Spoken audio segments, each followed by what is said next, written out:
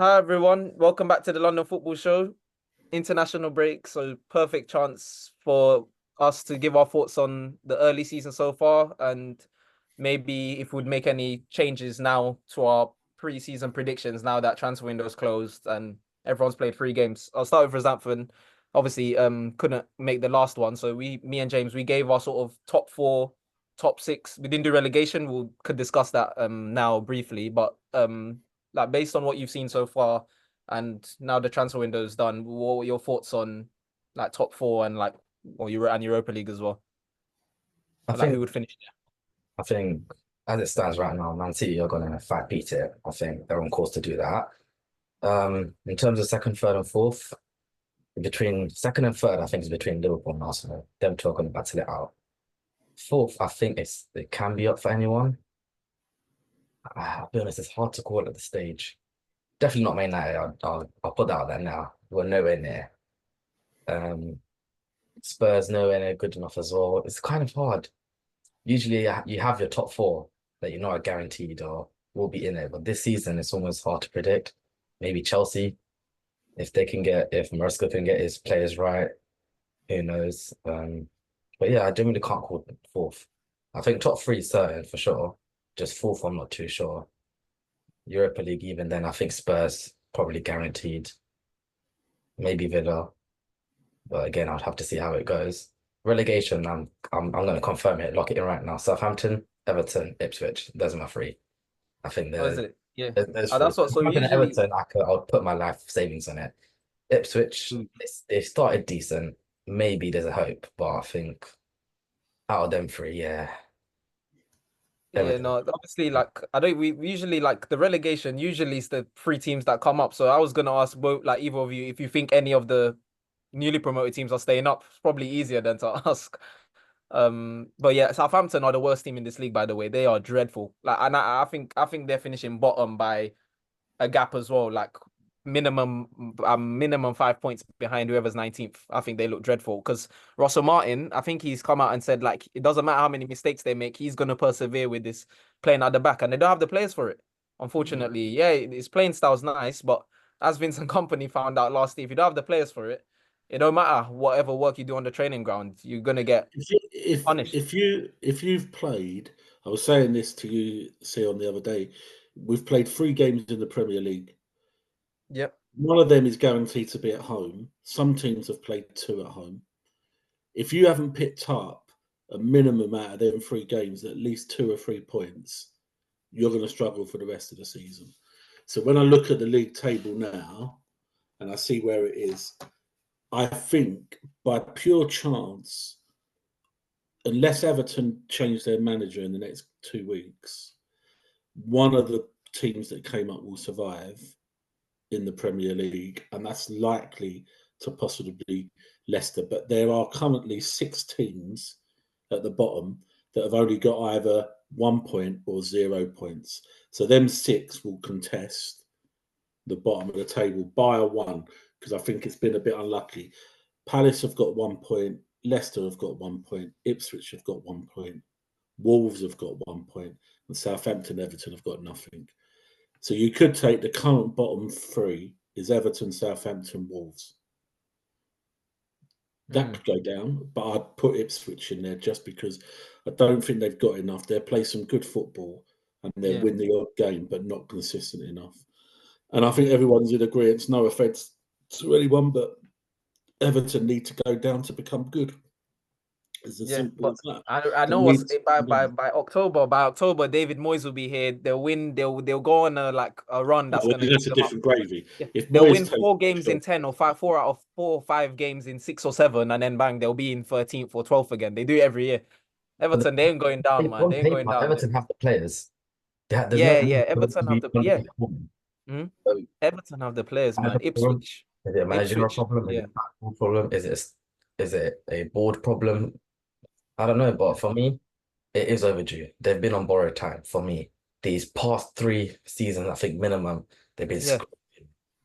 Hmm. They, But they've what been what I would trying. say, what I would say, I think everyone like obviously there's always a chance, right? If you look at like the percentages of staying up, even the deadest team, they're going to give them 1% chance, but Southampton have no chance of surviving. I'm sorry, they're like even Ipswich, I give them 1% chance, maybe 2%. Southampton, I've seen enough already. So you I've think seen enough. you I've seen think enough. Southampton can't get the fourth from bottom? Nah, I don't even think I don't think they see 19th. I think they're doomed. I think they're doomed. I saw that Brentford game, right? I saw Brentford do nothing and were 2-0 up because you know when you see teams playing at the back, right? Usually they might get it into midfield. I'm seeing their centre backs getting tackled. Their last man getting tackled for 2 goals. First and second goal. I'm like, you can't be doing that in the Premier League, man. Even Burnley were sort of getting the ball caught in midfield and then bang, they'll counter. But your last man's trying to dribble past the striker. I'm like, that's risky, man. That is too risky. So nah, yeah. And then That's why regarding, I think regarding the top 4, I think the Southampton's right in terms of Man City, Liverpool, and Arsenal, and I think that 4th spot, it's going to go either way between probably 3 or 4 teams, and it could be that close that top 3 of City, Liverpool, and Arsenal could really get off and go away from them. But you've got to say, you've got to be impressed with teams like Newcastle have started well, 7 out of 9. Brighton have started well, 7 out of 9. Brighton, man. Villa looked good. You know, I know they lost to Arsenal at home, but they beat us. And who did they play their 3rd game? I think they might have won that as well. But so they've got 6 points, but then they've got Champions Leicester. Yeah, you've got Leicester. So, but you've got to look at teams that don't have the European football. So I'd favour more Newcastle. Maybe could clinch that 4th space spot if they manage to hold on to Eddie Howe, and sort of like keep their players and maybe buy 1 or 2, in January. But I think it's going to be clearer with them 3 at the top. Man City were just unbelievable. This, you could take Haaland out of the game, but you can still afford him to have him on the pitch. We saw it live. Second half, Haaland did nothing for 35 minutes of that second half. He did nothing, but they didn't miss him in terms of the play, and then he still popped up, got himself into a position and got his hat-trick. That's where Arsenal struggle with. They haven't got a front man. Liverpool, they're looking good, but I think that's just like the honeymoon period at the moment. It's looking good. You got Arsenal, and I don't think there's different levels of kicking the ball away, but Declan Rice broke the rule, and the rule stated you get booked. It's unfortunate. On that, right? The thing is criminal. Yeah, but he broke the rule, though. Sion. Yeah, yeah. But I'm saying, João Pedro kicked the ball 20 yards away and got nothing. It's irrelevant. It's irrelevant. No, but I'm saying it's what we're trying to say is both of you both get yellows. You both get yellows, or no one gets yellows. Yeah, both should get yellows. It should be a fair game. And for me, Veltman got away with kicking someone. Yeah, no, but deep, like, hold on, yeah, because obviously the Veltman thing is different to Rice, right? But if you're talking about the 2 same incidents, João Pedro kicks the ball 20 yards away with no card. So based on that, you can't send Rice off. You either do both or none. But Sion, everyone would love that. Everyone would love that there's proper consistency, and every single thing like that is with the same yellow card. Everyone would love that. But the reality is, it never happens. You never get it happening in football. You never get. So the bottom line is, irrespective, unfortunately, Declan Rice got caught. And the referee should have booked him, the other guy. We know that. But he didn't. That's part and parcel. That is poor. It's like when you boys. Competition or another game. It's the fact that it took place in the same 90 minutes. And Pedro did it in broad daylight. You can't miss it. My concern is, it wasn't Mark Clattenburg and then Martin Tyler or whatever. It's the same referee, same 90 minutes. Pedro's ball traveled a distance, a distance. Hang on. Listen, this is important because the referee should then be accountable for what he's done. A clear mistake. Yeah, of course. Right? A clear mistake, and he should be suspended as well. Should be suspended or whatever, and they should have come out and said that. Yeah, but it still doesn't come back. It still doesn't. Declan Rice still broke the rule. Yeah, it's like you boys. It's like you boys. No one's. It's like you boys. I'm just saying Pedro as well. You're saying Pedro should have got Rice it. is Rice. Rice broke the rule. Matter. It doesn't. You're sort of basically, you're also basically saying though that he shouldn't have got sent off. No. I'm saying Pedro should have been booked. That's what I'm saying. Do you agree that Declan Rice should have been sent off? Yeah. Rice broke the rule. Pedro, that's it. Yeah. I'm saying Pedro must take Pedro caught life. That's all I'm saying. Pedro caught life. Into discussing Pedro and not. So can you officially say on this that Declan Rice should have got sent off, please? I have to I have to say the whole thing. Declan Rice, Pedro caught life. That's the whole story. You can't say half the story. It's the whole story. Pedro caught life. And Pedro's was worse, by the way. It doesn't matter. Right, Sion. It does matter. It does. It doesn't matter whether it was worse than what Declan Rice did or not. Yeah, the referee made the mistake. If in a game, right? If you've done the same challenge as someone else, like when they say studs up, right? If you miss it, and then someone else does it, it's meant to be. You're meant to be. If referees aren't consistent in the game, they should be banned. They should be banned. You're missing my point. Yeah. Yeah. No, I understand. We all know that, but when in life and when in football, in the years you've been watching football, you get that. You never do. So not in England. In England, we don't. I see other countries. I see Italian football, right? I see more consistency in other leagues. England's the only, like Spain, Italy. I see a level of consistency throughout the game. It's only here I don't. That's what I say. It's only in England. Maybe you should give up on the Premier League then, Seal. No, if just Serie A and stuff like that, I don't see these issues weekly. I know in the Prem, come back after international break, there's going to be more contradictions in games. It's always the Prem. I'm sorry, man. This country's the worst ref. The thing is, right, in other leagues, they at least bring VAR to the pitch. The ref makes the decision after he sees it. Right now, Stockley Park are making the decisions. They're the one that's saying, Veltman, no yellow card. Rice sent off. They're not even letting the ref on the pitch have a say on it. But then it comes back to my argument all day long. We shouldn't have VAR. I did a game. I've done 4 games. I've done 4 games. I've done 4 games this season already, right? 1 was a pre-season friendly, 2 in the Premier League, 1 in the League Cup. In the League Cup against Bournemouth at London Stadium, there was no VAR. Yeah? And the game flew, the game flowed, there was no problem. West Ham's winning goal in the 88th minute probably would have been disallowed if we did have VAR, but then there could have been other decisions that if we had VAR would have gone for Bournemouth or, you know what I mean? But because you didn't have it, there was none of this like, oh, can we celebrate? Can we, we better just do away with it. It's like when they brought in the added time and showing the fans how much added time would be added. Okay, that's not too bad because you can't go too far wrong with that. Bringing the line over the ball with the referee's watch, signaling whether it's gone over, that's fine. And that's it. You don't need anything else because the referee becomes irrelevant if you're going to keep having everything stopped and someone else telling the ref, oh, go and check that.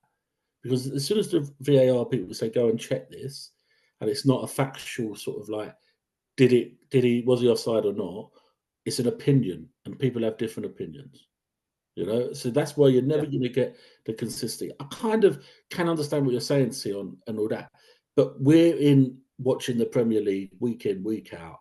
We have to put up with this. We have to accept it. We can't use it. We can't use it and start saying, yeah, but Serie A, La Liga's much better. Very excellent. Listen, don't interrupt again. Yeah, excellent. Don't interrupt again. Let me finish, then you might hear what I'm saying. Yeah. Yeah. Then go and watch that full time and just tap into the Premier League if it's that much bothered you, Sion. Yeah? No, not bothering me. I'm just saying, it sounds like it has, because we're never going to get the consistency that we want. You hear it time and time. But why? Listen, that's my question. Listen, season over season, when everyone says, "Oh, it's all right, it'll even out at the end of the season. It'll even out. Oh, we didn't get it this time. It's the luck of the draw. We didn't." That's just life. Why is it? It's because we don't have the sort of manpower of running it properly. What they do in Italy, Spain, I don't know what they do. I'm not frankly interested, but I have to learn to live with the Premier League, and that's what I have to expect. There's going to be decisions that are going to be wrong. Would I have been annoyed if it happened at West Ham that a West Ham player got sent off with what Declan Rice did, and earlier on in the game, a Man City player didn't get booked for a similar thing, and it was even worse because he kicked the ball further away? Right? I'd be fuming. But the letter of the law states that the referee has every right to give him another yellow card. The problem was the referee failed to do it consistently in that 90 minutes. And as Ross Sanford said, it was in the same game. So it makes it highlighted even more worse. It's not like you're watching Match of the Day and they showed that at the Arsenal and another game in that afternoon in a different game had the same issue. It was actually, so the referee, they should have come out and suspended the referee to look into it to get the consistency that everyone wants. But they won't because they know it's impossible to have. Move on, Sion. No, I ain't moving on. No.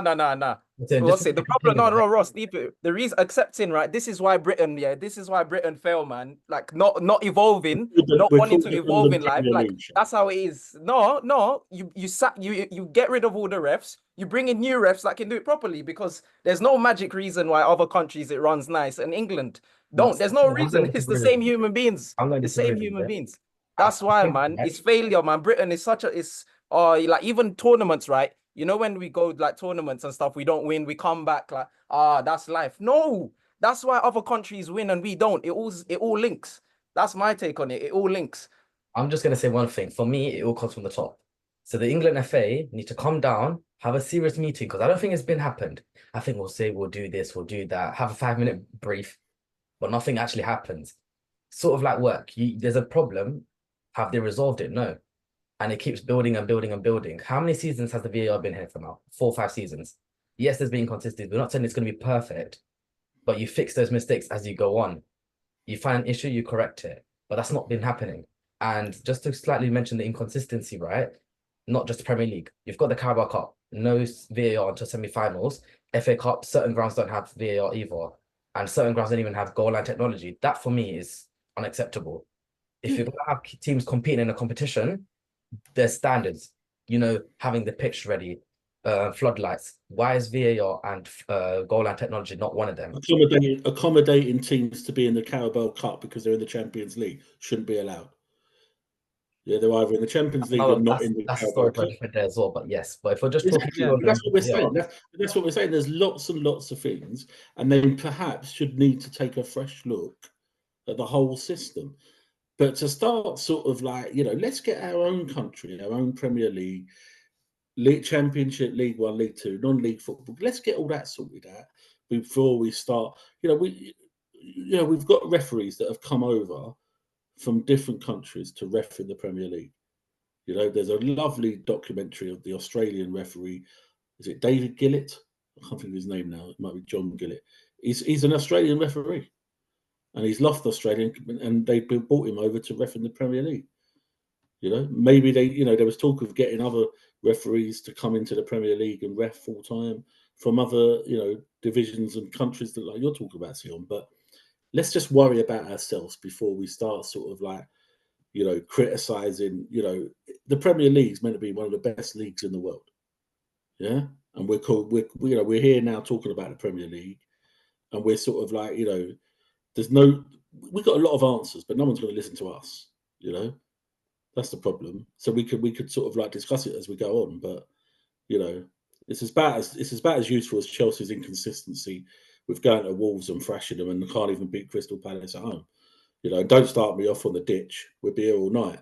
But anyway, let's move on, Sion, if we're allowed. So we never got an agenda for this podcast. We only run it late. Transfer window's closed now. Any players or any positions you wish your club sign players in, or anywhere you feel a bit short? Because then obviously you have to wait till January now. Yeah, go on. Any of you can go. No, I think West Ham have signed enough. I think they've offloaded a few. I'm surprised James Ward-Prowse went just to have him as cover and maybe give him a bit of a few runs. But, I don't think West Ham fans can complain, but I don't know how you're going to get all 8 or 9 signings playing at once. And you've got to be patient at West Ham now, because there's 1 or 2 that have played in the League Cup and didn't do well. There's 1 or 2 that have come on and not done well. But there's always going to be like that. So I just think, I'm just surprised other teams didn't do any business and sort of went all out to get, I think Man United would be disappointed they didn't go all out again. I think Chelsea's is just a shambles with their signings and comings and goings, but that's just a long-term thing. And the biggest thing for me, and I think it's a real shame, is, you've got the likes of Ivan Toney, who's now not going to play in the Premier League. And I would have loved him to have gone to, a big club maybe in the Premier League. You think what's the one thing missing for someone else winning the Premier League in the last 2 years and possibly this year is a striker at Arsenal. Why didn't they go in all out if they really won the league? Why didn't they go for Ivan Toney? Even if you stick him on the bench or off, that's the one link that everyone says Arsenal is lacking, is an out-and-out striker. Well, you had one down the road at Brentford. You could have offered, how much would you have offered? How much would he have gone to Arsenal for? 30, 40, 50 million tops? I don't know. Probably like 60, 70, because I think they sold him for 40 because it was out of the country. I think probably 60, 70 maybe. But Arsenal have known for a long time that the one thing missing is a striker. Yeah. Eddie, what do you think? Can Chelsea fit any more in your club? Jesus. We buy everyone but strikers as well. Like, we've given Jackson a new deal.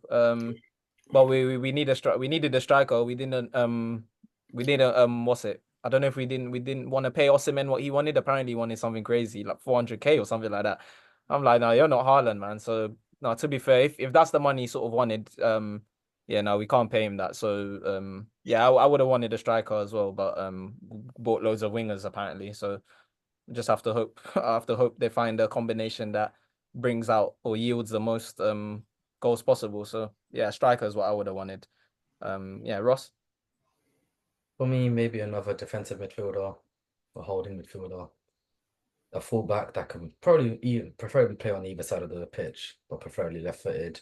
Because, like I said, I think we're at a stage where Luke Shaw, I think his time is done now. He's too injury prone. He was injury prone before, but he was somewhat consistent at least.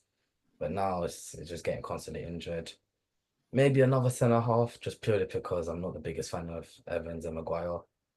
They're all right for squad rotation, Carabao Cup, FA Cup. But even then, I mean, we struggled against. We couldn't even keep a 3-0 lead against Coventry. So I must say, Wan-Bissaka looks good. I'm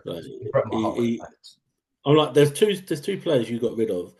I thought both would have ended up at West Ham, but we got Wan-Bissaka, which I think he's done really well. Out of the new signings, he's probably our best one so far. But I was surprised McTominay went and where he went as well. What a player he is. And you just think, and he's had good seasons. He's played well for Scotland. He's been Scotland's probably best player, and I think he's done a job for United. So I was surprised they got rid of him, and I was even more surprised where he ended up. But then there seems to be did Billy Gilmore go to Napoli in the end? Yeah, because it seems to be a little bit more.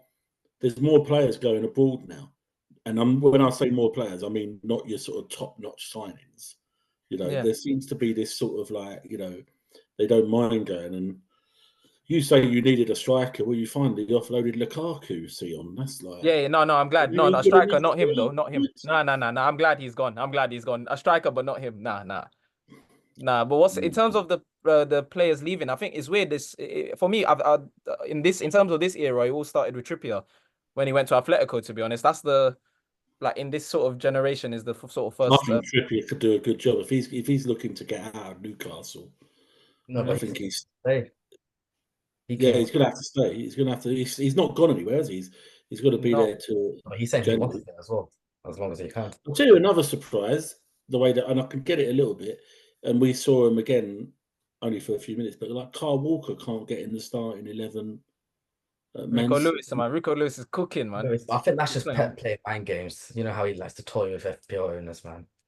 No, you know Pep, because obviously Pep likes the inverting fullbacks, and Kyle Walker can't invert for nothing. He can't do it. Rico Lewis can. So I think long term, I actually think this is the long term plan. So this is season 1 of Kyle Walker being phased out. That's what I believe. And then maybe he'll be used here and there. He'll be used here and there, but Rico Lewis will play majority of Man City's games. Does your mind tell you that Pep will sign another contract then? Yeah, I don't think he's going. People said after if Pep was going to leave, right? What better time to leave? Winning the treble, done everything, and people are like, that will be it. No, it's not. If he didn't leave after that treble, I don't see why he's not going to continue at Man City. Because if he leaves Man City, he's looking at the state of football now. Barcelona, obviously, they're sort of on the rise back, but they're not there yet. Real Madrid obviously never go there. He's managed Bayern. So after City now, where else? Where else is he going to go in club football? He probably will go into international football, but I think he still knows he's got a lot more to give in club I football. said He's it not old. before, Pep's I not said it old for a again. manager. He's not old. I think he's staying. For me, Where's he going? biggest challenge, England national football team. Yeah, That's it. Pepe Yeah, managing. I said that. He wants to I agree with that. manager status, Yeah, go to England, with Santham, it's win You're, Euros. That's all you have to do. Not even you're World Cup. spot on with Santham. Any managers like Pep, Klopp, Mourinho, to get proper status, they've got to have managed international level. Oh, they all will. I think I know Mourinho 100% going to international football when he's done. Klopp, I'm not sure. Because Klopp was talking like he's tired. He might. It wouldn't surprise me if Klopp I mean, retires. he's not one of the Pep will directors. go into international football though. I don't see him going back into that route anymore. I think he's Who? done in terms Who? of being on the pitch. Klopp. Mm. Klopp Anyway, sounded like he was tired. talking of international, it's the international break. So we can have a bit of a free weekend coming up. And then the first weekend back, the fixtures for the next Premier League. I know we're away at Fulham. So the only one I remember is the North London derby. I don't want to say it, but Declan Rice can't play in it at the moment unless something happens. Anyway, that's Bournemouth against Chelsea. Who do we have? You guys have got Bournemouth away. Bournemouth away. Man City got Brentford at home. Aston Villa against Everton. Speaking of Man City, has anyone? I don't even know this. Has anyone ever scored 3 consecutive Prem games, 3 hat-tricks? Has that ever happened before? Because Haaland, Brentford at home is doable, you know. That is doable. Honestly, has that happened before in the Prem? I don't think it has. And Shearer's gonna say goodbye to his record very soon. Quickest to 100 goals. He did it in 124 games, and Haaland's got 70 in 69. So that record's gone. Because Haaland's gonna score 100 goals before 100 games probably. No, yeah, most likely. We said it. He missed such a simple header in the opening few minutes against West Ham. Made him angry. That's why he got a hat trick. But yeah, that's a good shout. It'd be interesting to see if he does get a hat trick or whether Pep might play mind games as Sion likes him to do, and Pep brings him off after he gets 2, so he can't get a third. Ooh, he'll be fuming. But to wrap up, obviously, just your thoughts on your our respective teams, how like they've started so far. Or Ross gone, biggest game in English football. You can start. Terrible. I mean, Wolves, we scraped it. I think we got lucky. I was happy to see Xerxes get a goal, but again, Wolves, Fulham. Sorry, Fulham. Second game, Brighton. Again, we were poor. I think we did well to get back into the game.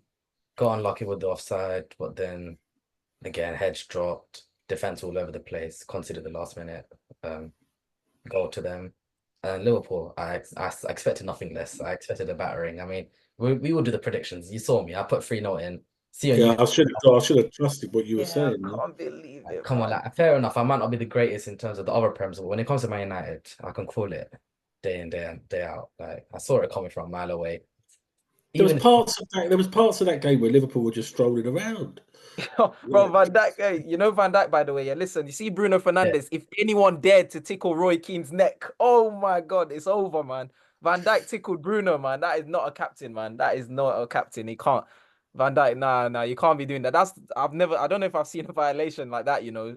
Club captain and Bruno's rolling around on the floor. It's just a matter of if Roy Keane's on the floor, he gets tickled his neck. He's getting up immediately, bro. 2 foot in you.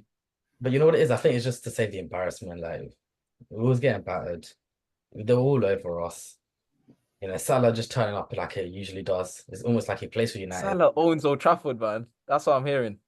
Apparently, he's the 5th highest goal scorer at Old Trafford in the last 3.5 years, you know. And he only plays there once a season. That's insane. Player to hit 10 goals or double digits since Shearer against, I think it was Ipswich. Wow.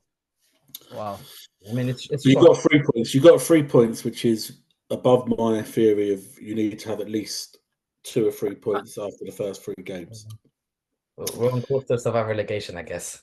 Yes, we're just above you. So I think with Ten Hag, fans are saying until December. I think that's fair. So I think after international break, he's got his squad now. Transfer window's done. Put out your starting 11 that you think is appropriate, is suitable, and we go from there. Like I said, I don't want to do Ten Hag in and out now. I just want to see how it goes. Ineos, fair enough. I called them out and said they need to back him. They've, to an extent, have backed him, or they've given him what he wanted. I've always said I'm not the biggest fan of Ten Hag only buying Dutch players or only buying players from the Dutch league, but that's his call. He now has to live with it. At the end of the season, we can review what happens. For now, I'm just going to witness this disaster class. James, your thoughts on West Ham so far? I think I've mentioned it a bit during this podcast already in terms of we've signed enough players, whether they can all get on the pitch at the same time would be interesting throughout the season. A lot of fans, West Ham fans, already saying it's a different type of football, but then can any West Ham fans say what type of football we play? I don't think you can with any manager, really. He's going to give him time. Locatelli, we'll give him a bit of time. He seems all right. He's quite animated. He seems to know what he's doing. But, we'll give him till sort of Christmas to see where we are. 1 win out of 3, but we've played 2 teams already that finished in the top 4 last season. So, we can't knock it. Next 2 games to be interesting, playing the old Fulham and Chelsea. Fulham away, then Chelsea at home. West Ham starts tough, West Ham have played West Ham, even Palace finished top half. They played all top half teams so far. See on, it's that tough for West Ham. We don't even get out of London. Yeah. That's the problem. We don't even get out of London until about late October, November for an away game. So it's a tough start for West Ham to have London derbies away from home and Man City, Aston Villa, Chelsea come to London Stadium. I think after 7-8 games, West Ham will definitely have had the toughest start. Ipswich so far have had the toughest start. Ipswich, Man City, and Liverpool. But over the course of 8 to 10 games, West Ham probably have the toughest start. At the moment, I'm sitting on the fence. But I'd always do that when you have a new manager. But people know my views of David Moyes and how a big fan I was of him. So if he goes back to Everton, good luck to him. But anyways, Chelsea, final thoughts on Chelsea? I can already tell. I know it's going to be inconsistency throughout the season. We can win 5-0 and then go and lose 3-2 the next week. So we're sort of going to be up and down. And I see us around sort of 5th and 6th. I don't think we're good enough for top 4. I don't think so, because I still think we're too over reliant on Cole Palmer. Even on the weekend, he didn't have a good game, but he got our assist. He was the only moment of sort of composure where he's got the awareness to actually play it across goal instead of trying to score from silly angles and stuff like that. So if he don't perform, we're going to be dropping a lot of points throughout the season, I think. So. The one thing I will say about Chelsea, it was a real shame. Played really well against Wolves second half. Got 4 goals in the second half, hat-trick, blah, blah, blah. If you'd won 3 or 4-0 against Palace, people might have took Chelsea a bit seriously now.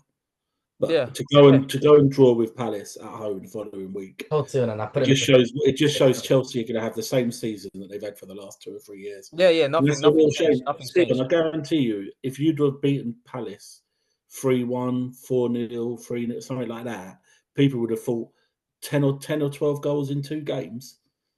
Unless we need to win. Unless we win 3-4 games in a row. That's the only time where you actually build momentum in this league. If you win, you draw, you lose. You go nowhere in this league. The only way you climb this table. The cover's going on the keyboard. So let's wrap it up, son. Yeah. So I was saying the only way you climb this table is winning games consistently. But come on, see, he's got to go and watch some Serie A or La Liga. Oh man, listen. Remember, never forget. The current standard of reffing in this country, appalling. That's how I'm going to end it. Shocking, woeful, pathetic. Anyway, we'll all say goodbye. Back the refs and bring new ones in. But take care, everyone. See you later. Like, subscribe, and share, and we'll see you all again soon.